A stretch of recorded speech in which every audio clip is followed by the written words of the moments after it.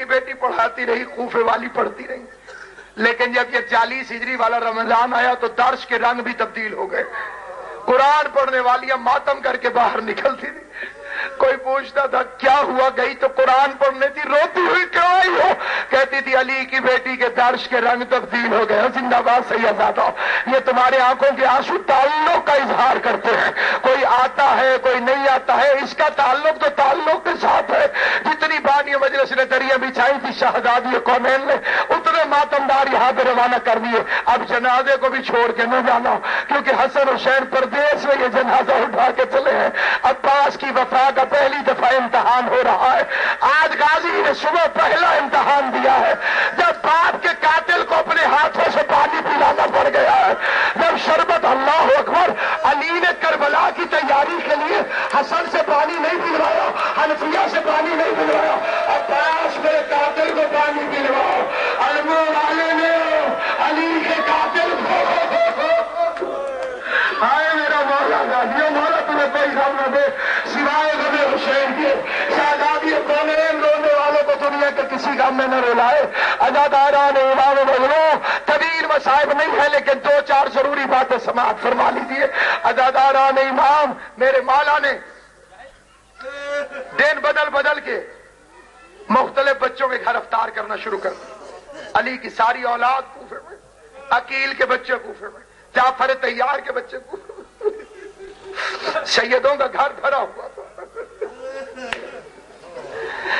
علی حسین کی طرح تنہا نہیں تھا، لیکن وہ ملاقات پروردگار کے لیے ایسا آمادہ تھا، اپنا قاتل بھی دکھا دیا۔ اور رسول نے تو داڑھی چومی تھی، علی کی داڑھی، اور داڑھی چوم کے کیا فرمایا تھا؟ یا علی، ایک رمضان ہوگا، اس کے مہینے میں، رمضان کے مہینے میں تیری داڑھی کو خون سے رنگین کر دیا جائے۔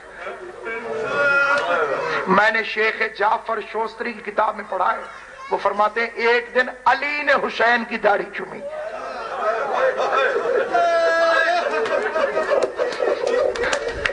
آیا ادھر یہ نام ادھر آنکھ، امیر المومنین نے حسین کی داڑھی چومی، اور رو رو کے جب حسین نے پوچھا بابا میری داڑھی چوم کے کیوں روتے ہو؟ کہ تیرے نانا نے میری داڑھی چومی تھی کہ یہ میرے سر کے خون سے خلاف ہوگی، میرے لال میں تیری داڑھی اس لیے چوم رہا ہوں کہ میری داڑھی تو صرف ادھر کے خون سے خلاف ہوگی، اور تیری داڑھی جسم اطہر کی جگہ جگہ سے، بلکہ میں ایک فکر یوں کیوں نہ کہہ دوں، کبھی علی اکبر کے خون سے اور کبھی علی اصغر کے خون سے۔ رونا نہ آئے تو نظریں جھکا لو، روزوں کو قبول کرا لو، عبادت کو قبول کرا لو۔ عزاداران امام مظلوم، تقریر کے رنگ تبدیل ہو گئے، کہا جب سے یہ رمضان آیا ہے علی کی بیٹی کے درس تبدیل ہو گئے ہیں۔ پہلے قرآن پڑھاتی ہے، پھر پردہ بند کر کے سر سے چادر ہٹا دیتی ہے، زینب پار کھول لیتی ہے اور فرماتی ہے کوفے والیوں، زینب کو ایسے بھی پہچان لو، کہیں ایسا ماتم کرو، کہیں ایسا نہ ہو کل زینب بغیر چادر کے تمہاری مہمان بنے اور تو اسے پہچانی نہ جائے۔ علی تقریر فرما رہے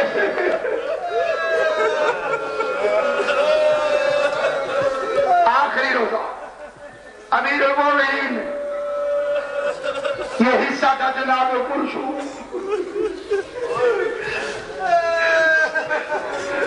امیر کی غریب بیٹی نے دودھ اور نمک،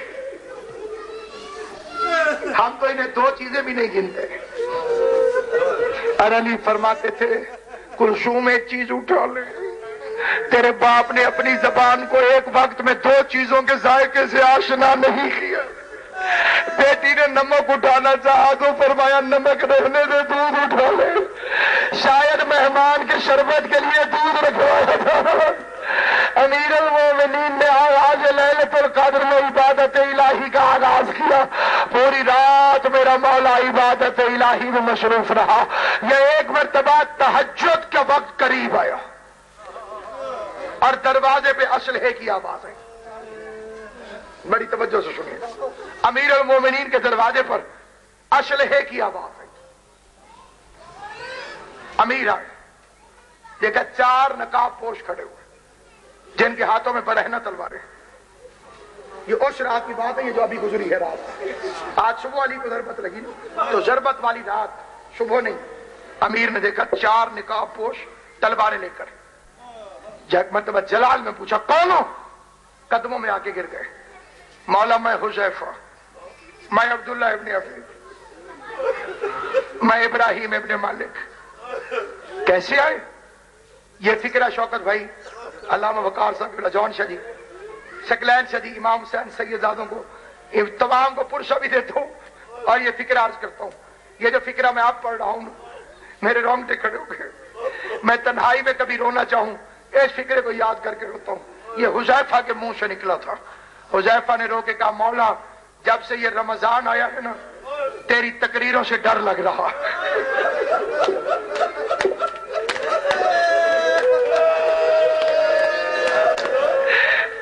مولا یہ تقریر کرے اور مولا تیری زندگی کرے، اور امام حسین تمہیں سلامت رکھے، اور اس غم کے سوا کسی غم میں نہ رو. مولا جب سے یہ رمضان کا مہینہ آیا ہے مولا آپ کی تقریروں سے ڈر لگتا ہے. مولا یہ تقریر کرتے کرتے وصیتیں کیوں شروع کر دیتی ہو؟ حسن سے کیوں پوچھا تھا کتنے دن گزر گئے؟ حسین سے کیوں پوچھا تھا کتنے دن رہ گئے؟ مولا ہم نے تہیا کیا ہے کہ اگر امام زمانہ کی جان کو خطرہ ہو تو ہم میں گھر پہ سکون سے رہنا حرام ہے. مولا تو عبادت کر، ہم پہرا دیں گے. علی نے انہیں پیار کیا اور پیار کر کے کہا مجھے کیا سمجھتے ہو؟ کہ مولا تو ہمارا امام ہے، پر میں امام ہو کے حکم دیتا ہوں اپنے اپنے گھروں کو واپس چلے جاؤ. اب رکنا حرام ہو گیا لیکن کلیجے کانپنے لگے. حذیفہ کہتا ہے ہم مڑ مڑ کے حسرت سے دیکھتے تھے، علی ہمیں خدا حافظ کہہ رہے تھے. حذیفہ کہتا ہے میں اپنے گھر آیا، میں نے تلوار کو پھینک دیا، میں مٹی میں بیٹھ کے رونے لگا. بیوی نے آ کے پوچھا حذیفہ تو علی کا شیر ہے، ٹھاڑے مار کے کیوں روتا ہے؟ کہا بیوی کوفے کے حالات عجیب ہے، اجنبی لوگوں کی آمد و رفت ہے، نقاب پوش کثرت سے کوفے میں آئے ہوئے ہیں. کل ایک اجنبی تلوار تیز کرا رہا تھا. ہم پہرے کی بات کرتے ہیں، علی پہرا نہیں دینے دیتا. اپنے امامت والے اختیار سے ہمیں واپس گھر بھیج دیا. عزاداران امیر المومنین روتے روتے حذیفہ کی مسلح پہ آنکھ لگ گئی. یا تھوڑی ہی دیر بعد بیوی دوڑ کے قریب آئی، کندھے کو جھنجھوڑا. حذیفہ جاگ، حذیفہ جاگ، یہ آواز کیسی ہے، یہ شور کیسا ہے؟ حذیفہ نے سنا آواز آ رہی تھی قد قتل الامیر المومن، مومنوں کا امیر مارا گیا. حسن حسین یتیم ہو گئے، زینب دروازے پر آ گئی، ماتم امیر المومن.